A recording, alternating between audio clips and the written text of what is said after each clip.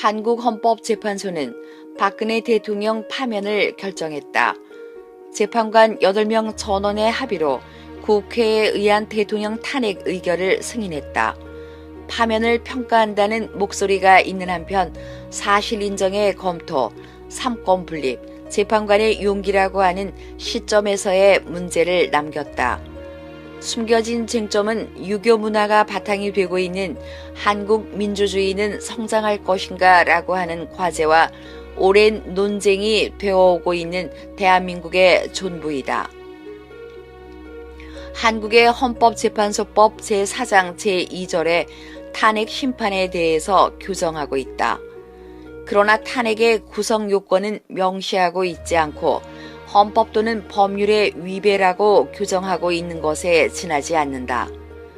헌법재판소는 2004년 대통령을 탄핵하는 기준을 중대한 위법 행위가 있었을 경우라고 표시하고 있다. 이번에 파면은 이 판례를 적용했다. 대통령의 친구가 국정에 개입한 것, 재벌 기업의 거출금을 요구한 점을 위헌 위법이라고 인정하였다.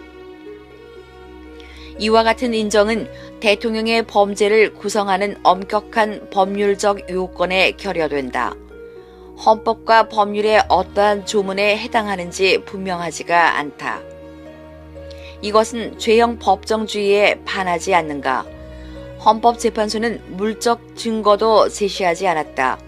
재판관에 의해 객관적이지 아니한 판단은 법률적인 면에서 비판받을지도 모른다.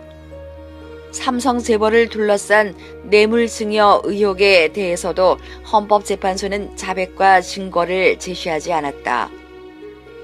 최순실 피고의 재단 자금 모금에 박 대통령이 협력을 해서 기업의 재산권과 경영의 자유를 침해했다는 논점을 인정한 점도 재판관이 자기 마음대로 느낀 심상을 나타냈을 뿐이다. 법률은 무엇 때문에 있는 것인가? 미국의 대학에서는 민주주의를 위해서라고 가르친다.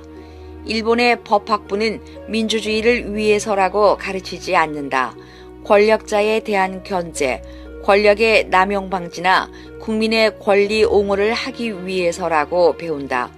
통치의 수단이나 질서를 유지하기 위한 주장도 있다.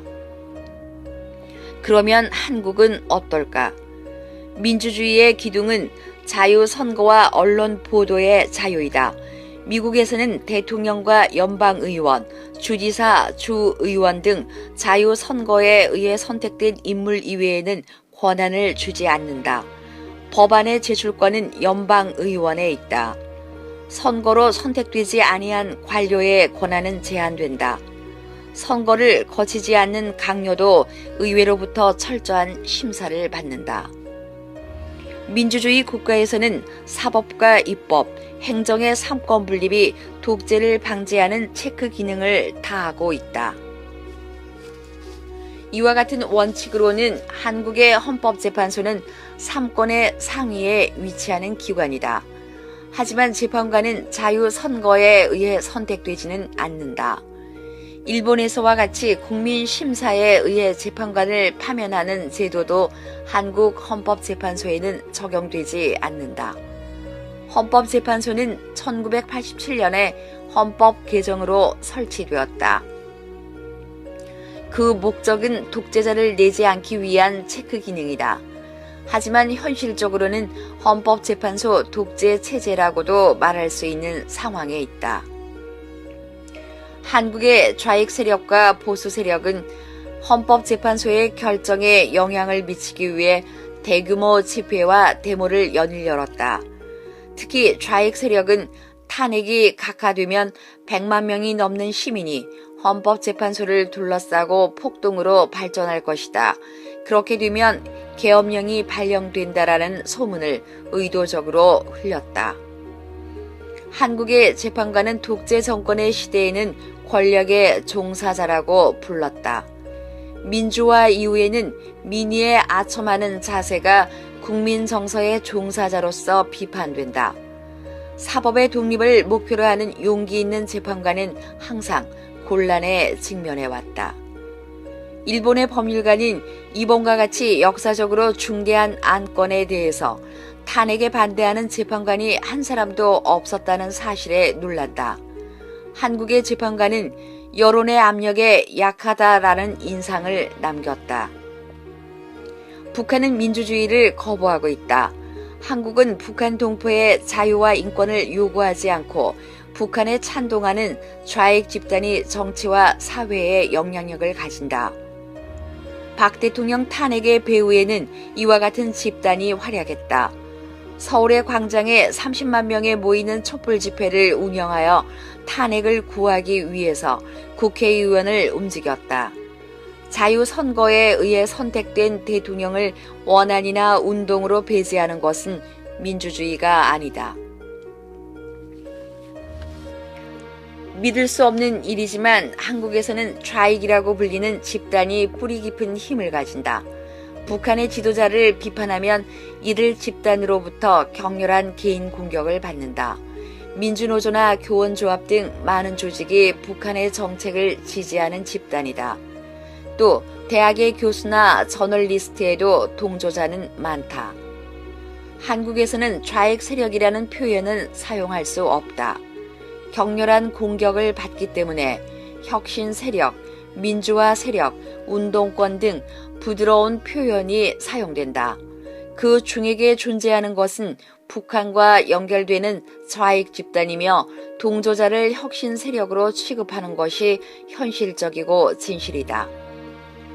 이 좌익 세력은 대한민국의 정통성을 부정해왔다. 한국에서는 정치의 정통성을 요구하는 유교의 가치관이 아직은 지배적이다.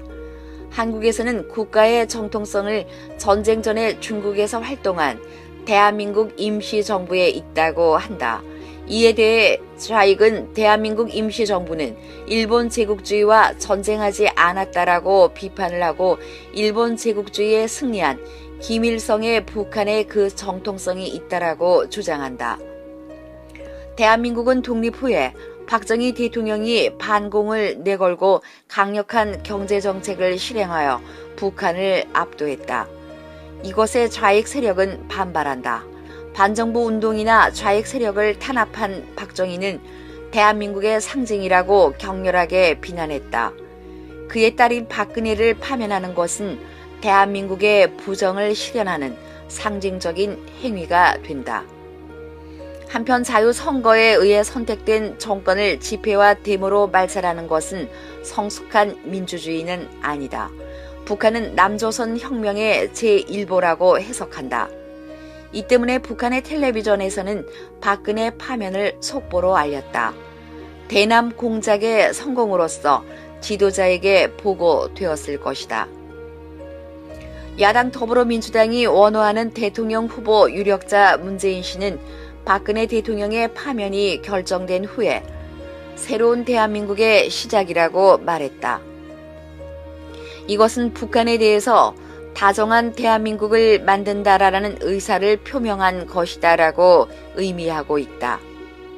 문 씨의 정책은 좌익 집단의 요구에 응한 것으로 남북 대화의 재개, 북한에 대한 지원의 재개, 개성공업단지의 재개, 한일 위안부 합의의 파기, 군사정보 포괄 보호 협정의 파기, 사드 배치 재검토 등 북한이 환영하는 것밖에 없다. 대통령 선거에 당선하기 위해서는 좌익 집단의 요구를 받아들일 수밖에 없는 것이다.